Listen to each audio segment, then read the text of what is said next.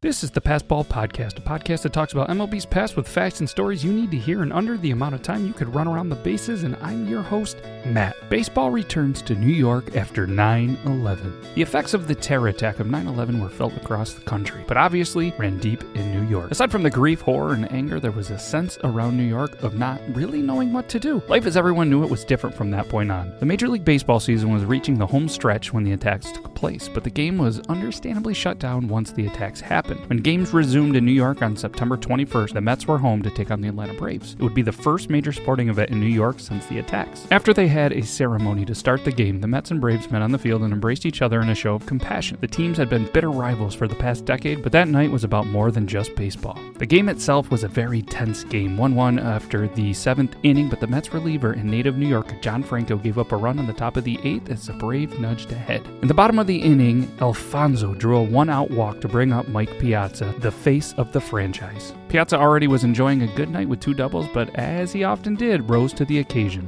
With the count 0-1, Piazza drove a pitch deep over the center field fence to give the Mets a 3-2 lead. The hit touched off a massive celebration at Shea Stadium, and many point to that moment as the first sense of normalcy that many New Yorkers needed since the attacks. This is the Pastball Podcast, and as the great Bob Uecker said, get up, get out of here.